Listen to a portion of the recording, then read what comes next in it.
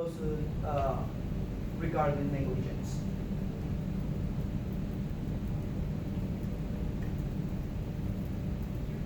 These are the three parties that may be liable in a negligence case, right?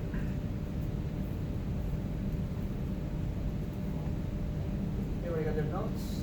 All right, so the first one is employees or service personnel.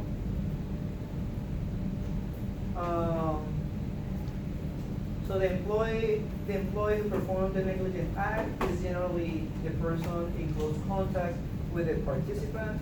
So it's usually going to be your coaches, teachers, lifeguards, athletic trainer. Again, they are at the forefront of the operation. They are the one in contact with the clients.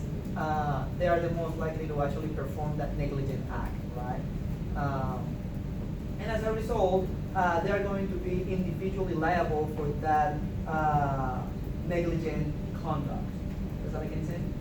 So they are usually like the first ones there. They are the ones who are actually going to commit the act. Then they are going to be personally liable, and probably one of the first ones named in that lawsuit, right? So when it comes to your employees or service personnel, instilling that need for supervision is key, because we're talking about physical activities and sporting activities. So supervision is key to kind of avoid this negligent behavior or conduct, right? And when it comes to supervision as a tool to avoid negligent behavior, we have that the first thing that you want to make sure that you know is that quality is key. So you should put in place people that have enough knowledge and experience to recognize unsafe behavior, right? So if you're talking about a lifeguard, for example, like we were just saw in the previous slide, quality doesn't mean that the person have enough knowledge to recognize what is unsafe, what people in that swimming pool are doing that is unsafe, right? They're holding each other under the water for too long periods of time, that type of idea, right? Or the guy who's about to enter the swimming pool with a glass container, that type of thing, right?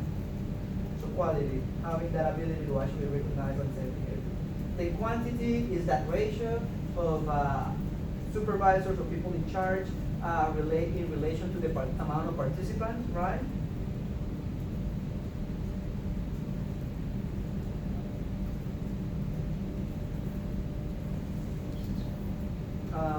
You also have to have that ratio of maturity, age, between the person who is doing the supervising, the participants that are being supervised.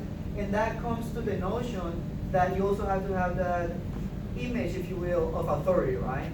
I mean, so it's got to be somebody who actually is going to portray or project some sort of authority, so that when I tell you stop, you're going to stop, right? Instead of I tell you stop and you're just going to laugh at me. You see, so it's that type of idea, right? You have to be able to have that level of maturity. All right. Then we have the inherent risks. That is also like those are obvious and necessary for the activity to take place. So when you have supervision, you kind of know, oh, I have to look out for in any moment this person might tackle this other person, right?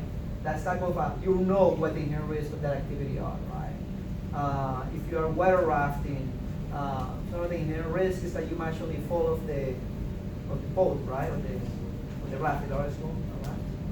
Is that what it's called? Yeah. So the person might fall off the raft, right? So that's an inherent risk of the activity. But if you're supervising, you kind of expect and kind of foresee that, right? You kind of know that that's within the realm of possibilities, right? Failure to warn is another issue, for employees and service personnel. Again, failure to warn of those inherent risks of the activity. Hey, you might fall off the raft, right?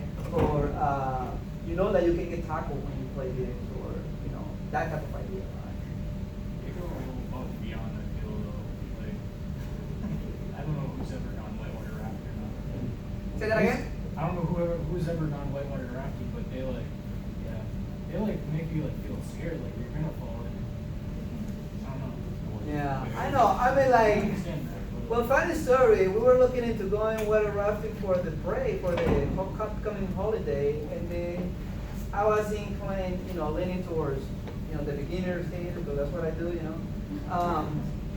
And so we were looking at the videos, and all that, it was like, so you may fall, and then if you fall, here's what happened. You may go under the raft, and make sure that you do this, that you go on your back, and then, remember that the rocks, don't stand because the rocks, your foot might get cut, and then the trees, the debris, oh my gosh, I'm gonna die if I do this, So, long story short, they only have like the intermediate and the advanced available, because something about the water level for the beginners, and long story short, plan B was, so no water rafting for me.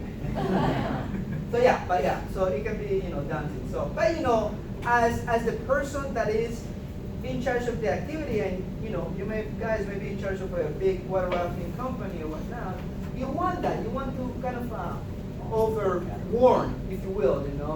I know that like me, I feel a little bit intimidated to you say all these warnings and all these potential things that may happen. But from your perspective, you want that. You want to make sure that you're being clear, that you're telling me these are the things that might happen to you, right?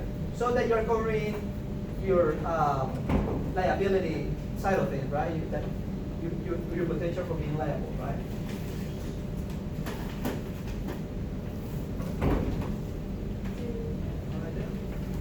I think that's it for today.